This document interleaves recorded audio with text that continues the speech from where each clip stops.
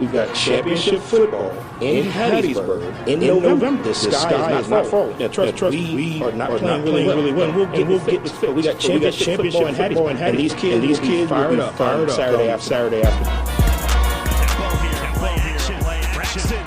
Taking a shot. Touchdown, miss, Southern miss. Oh boy, flea flicker time. Let's try it. Downfield. Tyson Chapman. Southern miss. Hey, Golden Eagle fans, I'm Southern Miss Stadium announcer Jackson Walker, and you're listening to Nasty Bunch and beyond.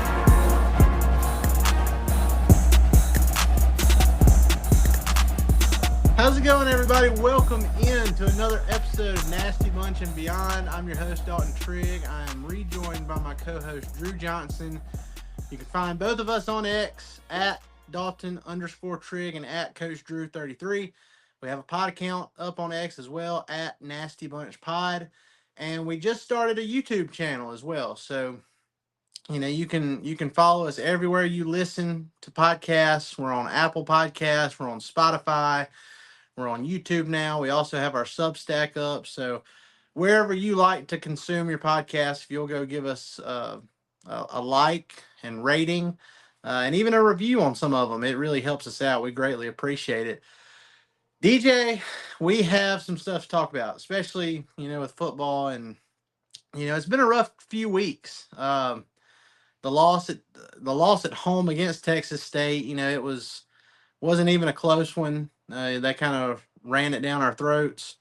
You know, it wasn't what we thought it was going to be going into that game. I personally thought it was going to be a barn burner, but, you know, they literally ran the ball. I think they had close to 200 rushing yards, or no, over 200 rushing yards. It was closer to like 250 on the game. So that one was rough. Came back against South Alabama, a team that we have never beaten in the history of ever.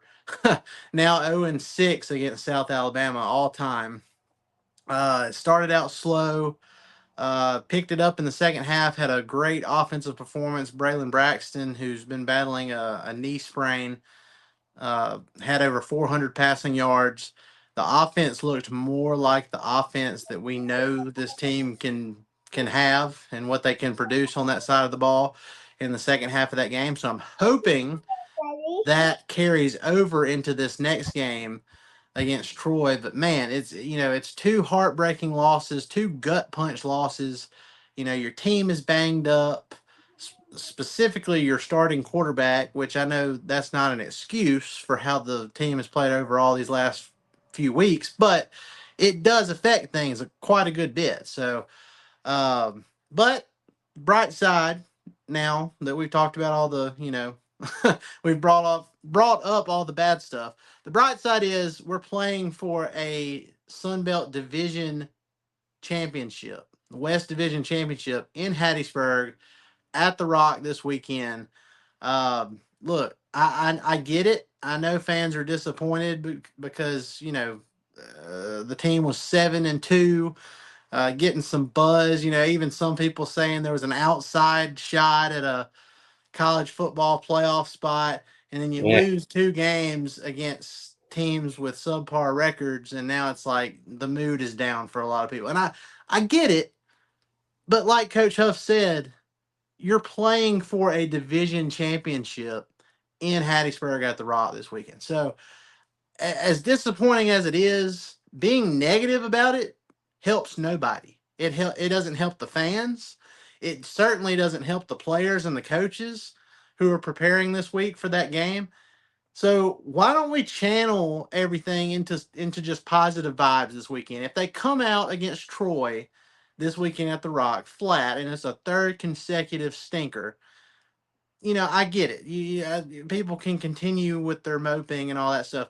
I don't think that's going to happen, though. And I think we need to rally behind these guys, come out, positive energy the rest of this week and into the weekend, and help will these guys into a good performance that they're quite frankly overdue for. This team is not, you know, what we've seen these last 2 weeks. This is not what this team is. It's just not. they had a couple bad games, and because of that, people are thinking, oh well, this is actually who they are. We've reverted back to the 1-11 team. That's not the case. This is the same team that started the season 7-2. They've had some hiccups. They've had their bumps and bruises, so to speak, and now they have a chance to come and make things better with a win over Troy this weekend at home in some very nice gold uniforms that I just shared with you a while ago. They brought back the Damian gold, Fletchers, the baby. Damian Fletcher, yeah, the gold with the black numbers. Man, it looks sweet. So hey, no matter what happens, we're going to be looking great on the field Saturday. So I think personally that we're due for a breakout performance. I think there's a reason. I think Vegas kind of thinks the same thing because we opened up as 6.5 point favorites over Troy this weekend, and the lines haven't really favored us that dramatically the last couple weeks. So I'm excited about it. I get why people are upset, but I'm excited. I'm pretty positive, about things heading into this weekend. And, I really, truly believe this team is going to find a way to pull through. And then we'll be talking about a potential uh, Sunbelt championship game at James Madison. So what do you think about this past weekend? The South Alabama loss. And then, what are your thoughts heading into this massive game against Troy on Saturday? Well, first and foremost, if you really think that this team has reverted to the 1-11 team, you're just displaying your ignorance. I'm sorry. I don't mean to call people out, but it's true. You have a change in personnel, not only in terms of players, but also in terms of staff. That it's impossible to replicate what what happened last year or in years past. Okay, it's just a ridiculous notion, especially when the current personnel has done nothing but win up till recently. And the reason that we haven't been winning recently, I would argue, is because of some key injuries. You and I both know that football teams are like machines, okay? And what happens to a machine when a piece is not, maintained properly? Maybe maintained isn't really the term, but isn't working correctly. It throws it off. I mean, it's just natural. Yeah. Correct. Well, that's how football teams are. Really, that's how teams are in general, but it's especially evident in teams that require, like in sports that require, large amounts of personnel. That's what's happened to us so far, okay? The Braxton injury was catastrophic, as I was suspicious that it would be. I hoped that it wouldn't be, but I was suspicious that it would be. Well, he doesn't have his legs. I mean, that's part of it. He doesn't. I mean, he doesn't run a lot, but he does have the capability to escape the pocket and break tackles and turn a play that might normally be like there were some plays in that South Alabama game where Braxton took some sacks where if he had been 100%, that's a play that he could break out of a tackle, break out of the pocket, and instead of taking a 5-yard loss on a sack, end up actually gaining a couple yards, if not more, and turning it into something. That's something that ever since the second half, or really ever since the second quarter of that Arkansas State game, that's something that we haven't had. And I think, given that he'll be 3 weeks removed from that injury going into this weekend, I think Braxton will be, closer to 100. I don't know if he'll be exactly 100%, but I think he'll be close enough to it to where he can move around a little bit. And look, adrenaline's going to be pumping too. Like that, I'm sure his knees still going to be sore at times when he's out there, but this is do or die now. This is, it's not like, in hindsight, the South Alabama game ended up not meaning anything because Troy ended up beating Georgia State. So it ended up not mattering whether we won. Like Coach Huff said, we could have beat them by 1,000 points and we'd still have to play Troy in a winner take all this weekend.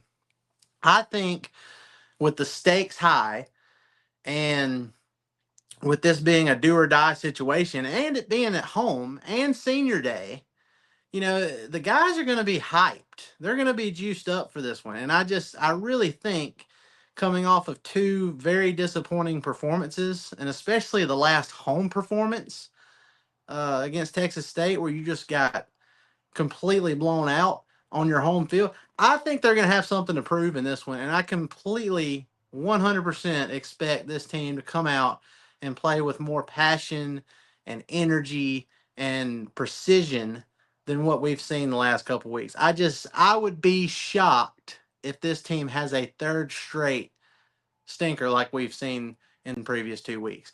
And not only do I think Braxton will look and play more healthy this weekend, but we're going to have Montgomery back on the defensive side too, which is going to help a lot. There's, you and I talked about it. Part of the issue these last few weeks, South Alabama and Texas State have been running the ball more.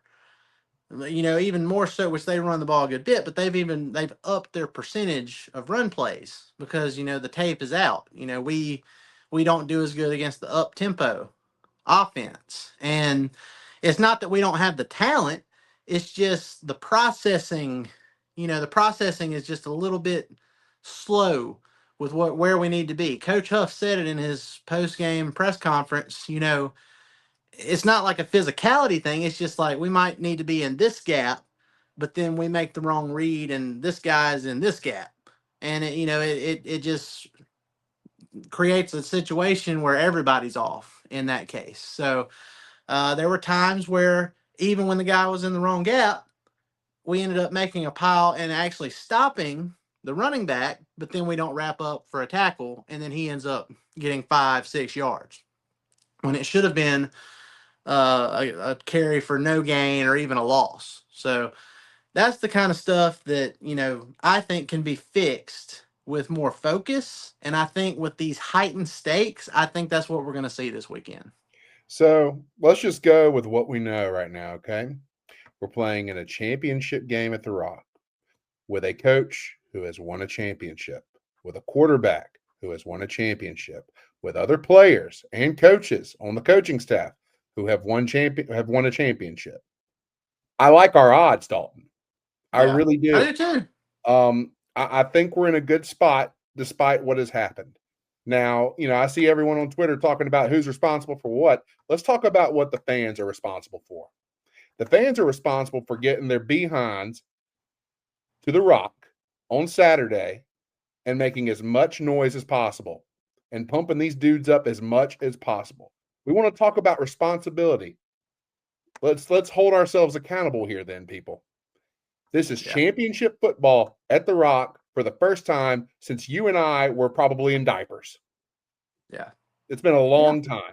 It's been at least, I'd have to go back and look at exact because my memory, I know we've been to a couple conference championships in the last, few decades, but I'm just saying, I think the last time there was a game of this magnitude at the Rock was probably in the early 2000s.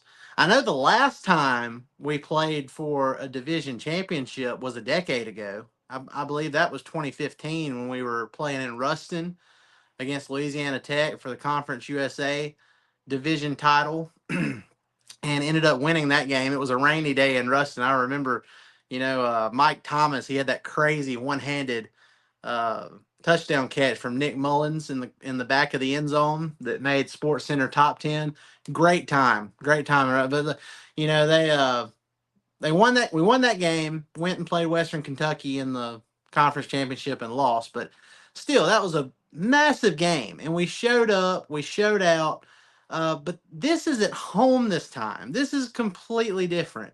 And I agree. I think we have, if you're a diehard Southern Miss, and I get being frustrated. I was just as frustrated as everybody else watching this last game against South Alabama, and more so the week before, because we didn't even show any life in the second half. At least against South Alabama, it started out horrible, but toward the end of the game in the second half, showed a bunch of life, put up a bunch of points, and only ended up losing by a touchdown.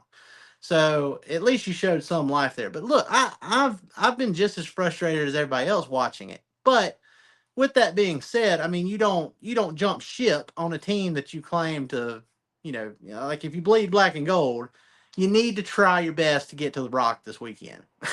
if any way possible. I know some situations prevent people from going to games. I get that. And then, with the ESPN Plus stuff now, anybody can just stay at home and, watch the games and not have to go. I get it. But if you are able and, willing, you need to come to the Rock, because I would expect for a championship game. And look, Roberts Stadium's capacity is like 36,000 people. I want to see at least 30,000. At least 30,000. There's been a couple times this year where I think it's been reported that attendance was like 27,000 or so. And that's fine, especially on the home side. People have shown out pretty good this year. But I want to see 30,000 people at the Rock this weekend. It's a championship game. This is what we wanted. This is what we wanted. After having 1-11 season last year, 3-9 the season before, now we're here. We're playing, like Coach Huff said, we are playing championship football at the Rock in November, late November. This is awesome. It doesn't get much better than this for, a program like ours in today's college football, era, in today's college football landscape. So I agree. I want people to show up and show out. And I think the players will feed off of that energy. I think they're going to be hyped up regardless. I think Coach Huff is going to have these guys right. You're playing for a championship, and you're playing in, your new uniforms that look awesome. And, you're coming back home. It's senior day, so everybody's going to want to get a big win for the seniors at home. And I don't think they're going to need that extra motivation. But if the fans show up and give them that extra boost, I think it's going to end up being a game that's not even that close by the time the third and fourth quarter rolls around. That's just my opinion. I think this team has done well enough this year and has exceeded enough expectations to where they deserve a good showing for senior night and for the West Championship. Yeah. I think they have earned that much. I agree. think they've earned our support. So get over that. I agree. And look, they have some great promotions going on right now. You can buy $10 tickets in the upper sections. In the lower sections, if you buy one, you get one free. So that's like their Thanksgiving special. So, if you want to sit in the lower section, you can buy one, get one free. Upper section, if you buy up to 4, they're like $10 a piece. So, there's not going to be an issue getting tickets. So, you can go. Now we can have a discussion about like concessions and stuff, because I do think concessions are a little overpriced, compared That's everywhere, to though, man. That's everywhere. But look, it's a 2:30 game. Go get you a good lunch somewhere in Hattiesburg or on the outskirts. Fill up at lunch and come to the Rock ready to go, and hopefully don't fall asleep because of that lunch in the stands. But that's what I would do. You don't have to worry about the concession. Chicken. You see where my mind went there? I almost said chicken. Tickets are cheap. And the chicken is cheaper. No. yeah. Depending on where you go, the chicken is cheaper. Head over to Cane's before you come to the game. But look, I agree. I think the guys deserve it. I think the coaching staff deserves it. I think the fan base deserves it. Like if you're not gonna just do it for the guy, do it for yourself. If you're a Southern Miss fan, come to the game and have a great time. This is, if anything, just come to celebrate, because this has been, the hashtag, the calling card all season has been hashtag flip the script. And that's what's been done this year. And it's just year one. It's just year one. I fully believe Coach Hutt, and look, I don't want to bite my tongue here and have to come back and revisit this later, but I truly believe that this is, going to be a longer thing with Huff than what a lot of people realize. I know that people could come out and offer him a job out of nowhere that he might want to leave for. I think he's going to come back for at least next year. And, we'll see how he does next year with a different quarterback than Braxton. I think he'll be fine. And I think this success is going to continue for at least another year, and I hope he's around for a couple more after that. But I'm very excited. I think this game is going to be one that we talk about for a long time. For better or worse, I think it's going to be a game we talk about for a long time, and it's just nice to have this opportunity to, if you win, you go to James Madison and play them for the Sun Belt Championship game. And look, I know we would be going to James Madison to play there, and they would be favored to win. Obviously, I think all the pressure would be on them. They're the one-loss team. They're the team that's nationally ranked and hoping to get into the college football playoff, even though the college football playoff committee has no respect for anybody, outside of the SEC teams, apparently. Um, but I think all the pressure would be on them. And guess what, DJ? Ever since James Madison joined the ranks of Division One football, they have lost at home 3 times. So they joined Division One in 2022, and they have lost at home 3 times. 2 of those times, guess who the head coach was that beat them? It was Charles Huff. Well. When he was at Marshall. So he knows a thing or two about winning at James Madison. And look, I'm telling you, you get there, anything can happen. We saw it in 2011. Everybody was hyping up Houston. They had got up to number 6 in the rankings.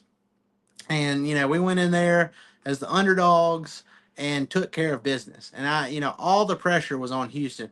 And I think this would be a situation for James Madison too. Now, we'd have to worry about the run game a lot more because, I think as far as like passing plays are concerned, James Madison is in like the bottom 15 in the nation as far as how much they pass. So they're very run heavy and they're very good at it. And that's something we would have to we'd have to work on. But load the box, so to speak, and just if they do pass it, rely on your awesome corners and safeties to make a play. But I'm excited for the opportunity, man. And I know we can't look ahead that far because you got to take care of Troy first. But I'm just saying, I think they're going to be up for the challenge against Troy. And then I think after that, it's anybody's guess. I think anything can happen going to, I believe it's Harrisburg, Virginia to play James Madison. I think, anything can happen. All bets are off at that point. No, anything can happen. I mean, that's just the name of college football. And look, James Madison, give them credit. I mean, they've got some guys who are probably going to be playing on Sundays. That running back is special. He's very good.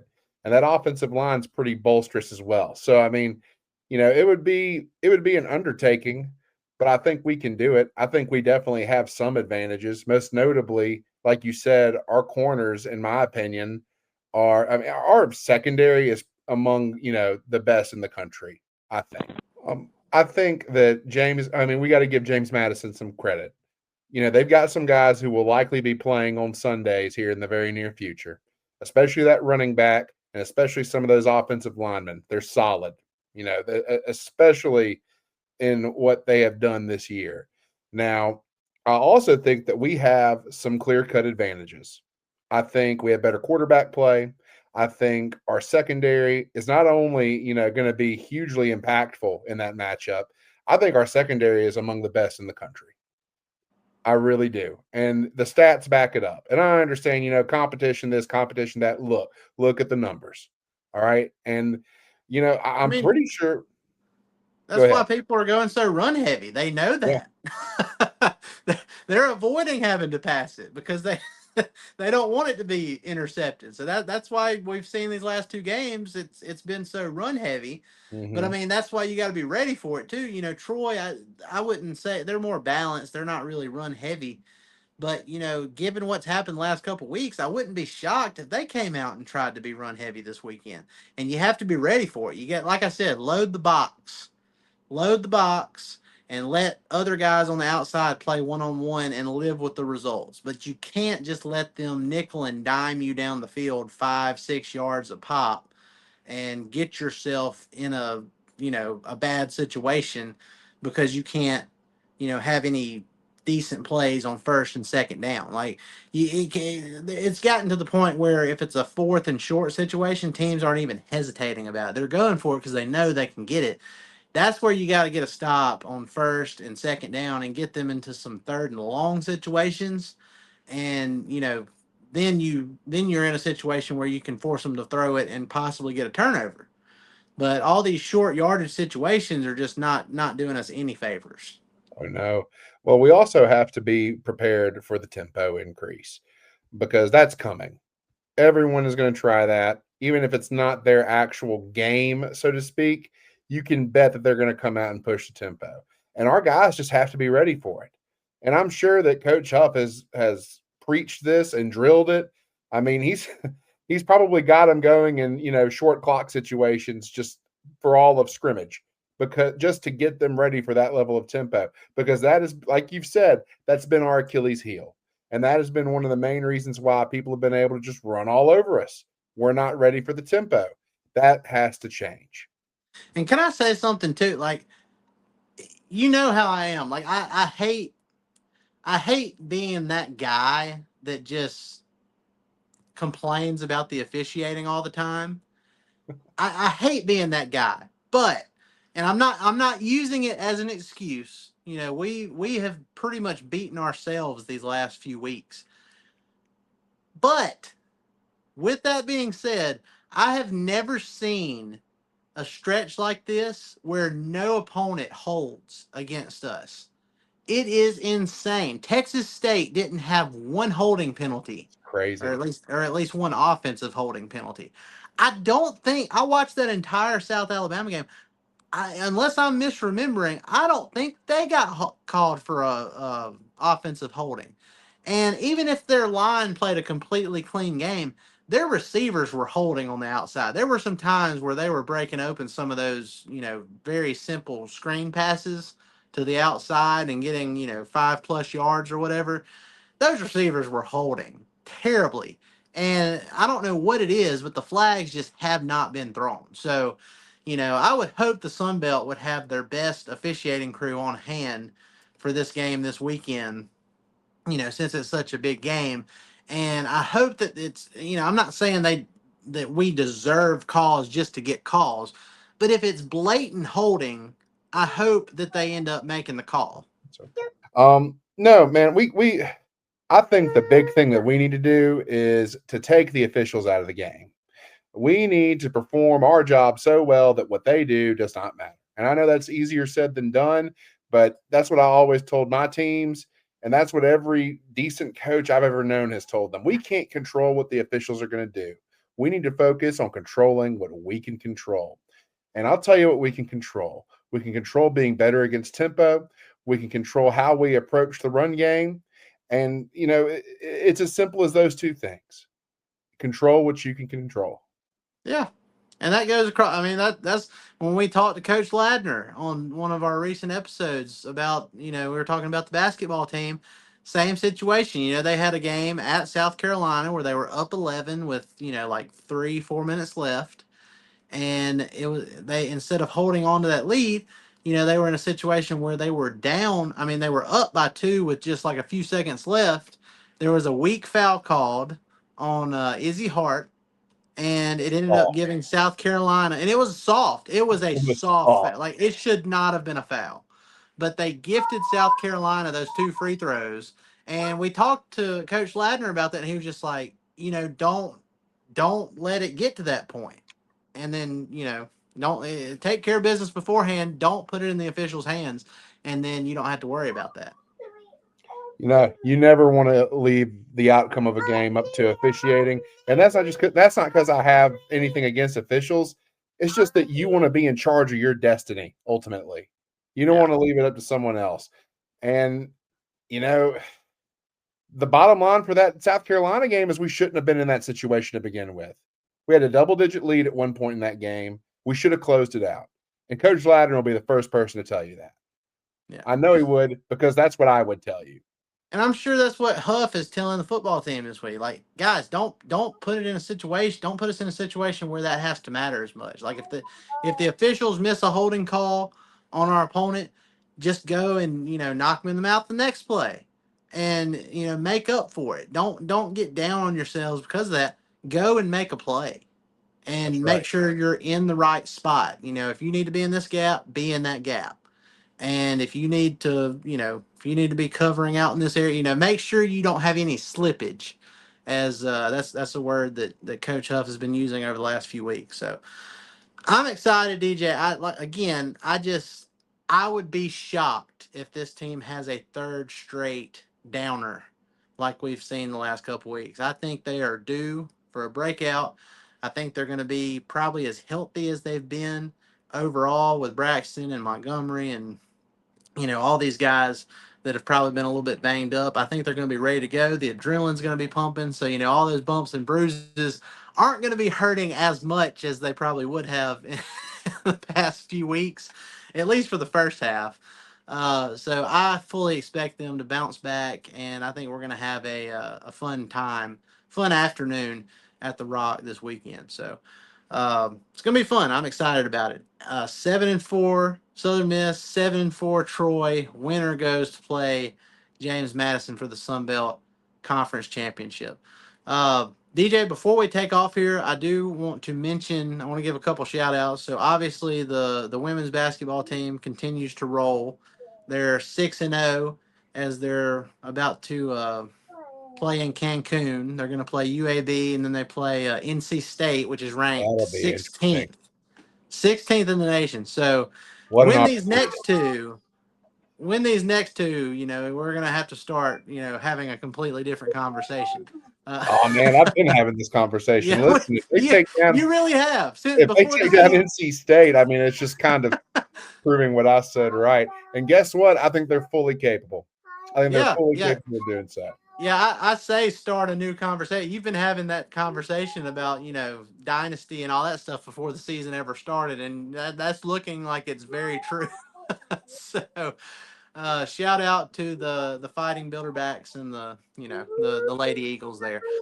Okay, so we talked with Coach Ladner last week, and at the time when we talked to him, they were 2-3 on the season. So they had won their two home games. They had lost 3 times away from Reed Green Coliseum. We asked him, like, hey, what does this team have to do to win on the road or to win, away from Reed Green Coliseum? And he's like, look, we just got to keep our composure. We got to be, he mentioned maturity, learning from previous mistakes. And it looks like they have started to, make a turn for the better in that department because, they won another home game here recently, and then they went to Pensacola for like a little in-season tournament thing, and they beat. Oh shoot, I forgot who they played in that first game, but they beat the first team they played, and then they played UT Martin for the in-season tournament championship in Pensacola, and they just mopped the floor with UT Martin. And look, I get it, DJ. I said this on Twitter the other day. I know UT Martin isn't a household name when it comes to college basketball, but that's a good basketball team. They beat UNLV at UNLV to start the season. They have wins at Memphis, and their only loss is against Florida State. So that was a high quality win. It was nice to see the men's basketball team not only win their third consecutive game, but to win some in season hardware too. UT Martin, like you said, not a household name, but they are a really, really good mid-major program. You just listed who all they've beaten on the season, and we drugged them through the mud. I mean, it was never close, and I really think that number one, I thought we matched up really well with them, but number two, I think that Coach Ladner is going to be able to point to that game whenever, we're not performing up to par and be like, hey, guys, this is what we are capable of. This is the level that we can perform at. Why are we not doing this right now? So I thought it was an outstanding win. I also think it's an outstanding tool for Coach Ladner in the future for this year. Yeah. And look, there's still, before they get into conference play, there's still a couple chances for that team to put some big W's, on their record before they get into that part of the season, because you still play Ole Miss in Biloxi. Ole Miss only has one loss so far. They're looking They're solid. good. LSU's looking pretty elite. They're So amazing. they're undefeated so far. And you play at the Maravich Center in Baton Rouge. So, that's gonna be a good one. I might actually go to that game. Uh, because you win that one, then you're really going to have some good vibes going into conference play. So, but shout out to both basketball teams. They've been great. And look, as we get toward the end of the year here and into the start of 2026, we'll start to sprinkle in some baseball stuff too. Because look, I know we've lost some key guys like Carson Pato, Big Tuna, um, Nick Monaster and others, but this team has reloaded and they're going to be competing for a national championship this year, I believe. So we'll be talking about that too. But Yeah. All right. So I got two things. Number one, not only the people following this, Zoe, you've already had 3 of these. We're not doing this. Okay. I know it's Thanksgiving, but we're not doing this. All right. So, not only just the people following this pod, but also, actual, employees of Southern Miss Athletics, specifically the coaches, they've been following this too. And they have been so accommodating with us as far as, doing interviews. And we couldn't be more appreciative. We really couldn't. We absolutely, appreciate that 100%. yeah. Last I thing. Go ahead. every when people bleed black and gold and everybody has kind of the same goal in mind, it makes everything so much worthwhile. So I mean, it's been awesome from every aspect so far. Absolutely. Second thing, this is going to be fun. All right, so 2 questions. Number 1, what is your top Thanksgiving food, and what is your most overrated Thanksgiving food?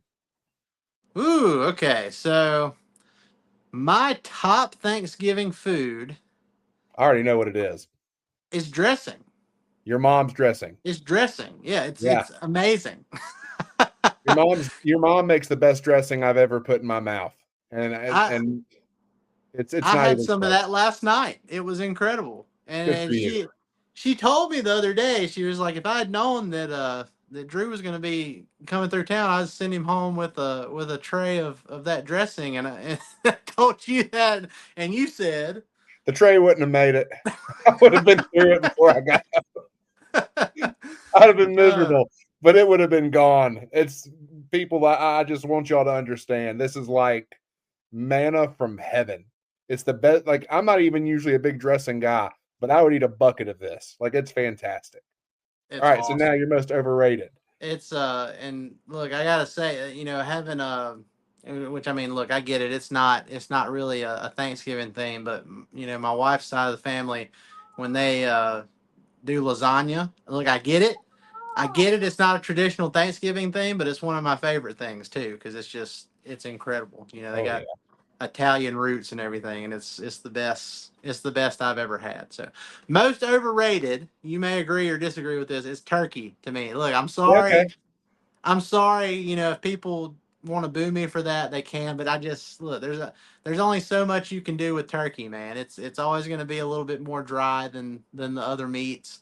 There are ways you can make it not that way, but I just think overall, given that it's like the face of Thanksgiving food, I think it's a little overrated.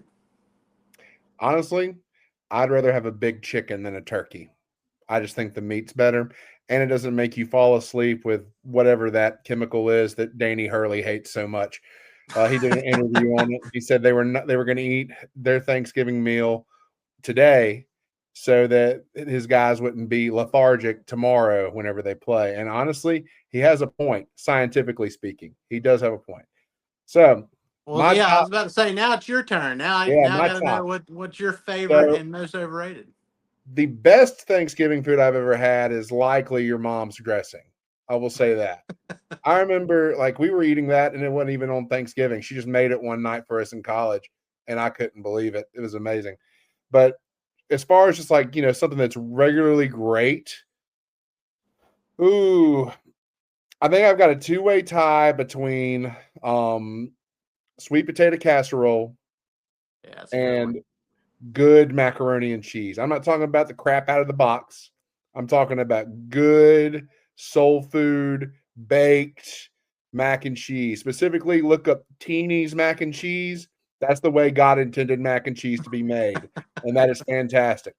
My most overrated, it is a meat and it's not turkey, even though I do agree with you on turkey.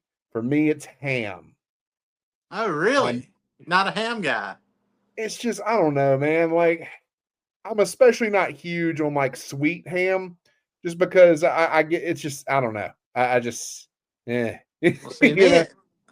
See, I like a good honey glazed ham. I think that now if it's just regular ham by itself, I could take it or leave it. But if it's a honey glazed ham, I love that. Especially my wife, she loves a sweet type of ham. So, but I haven't had very many hams that have just inspired me. Like it's just I will it's not I say can't really put gravy in it.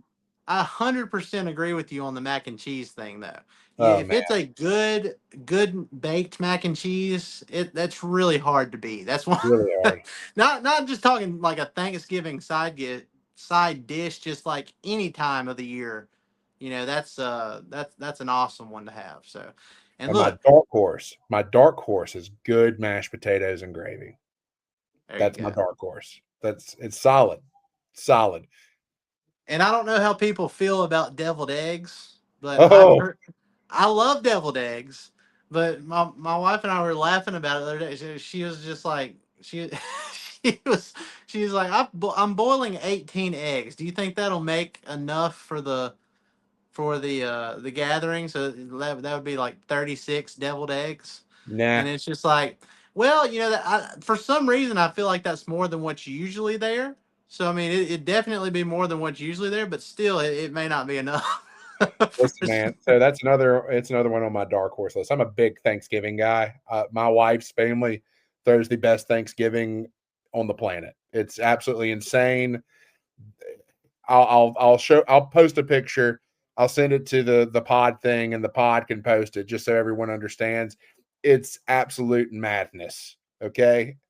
Um, but one of my favorite things that they do over there is the deviled eggs. My wife's aunt makes some mean deviled eggs, and it's never enough.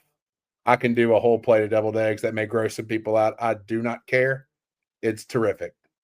Yeah. Well, I think we're both going to have a very good time tomorrow. It's going to be one of those things where it's like you might be sick by the middle of the afternoon, but this is a great time of year. Good food, good friends, good family, and then have a day to recuperate a little bit before A day before to Saturday. digest.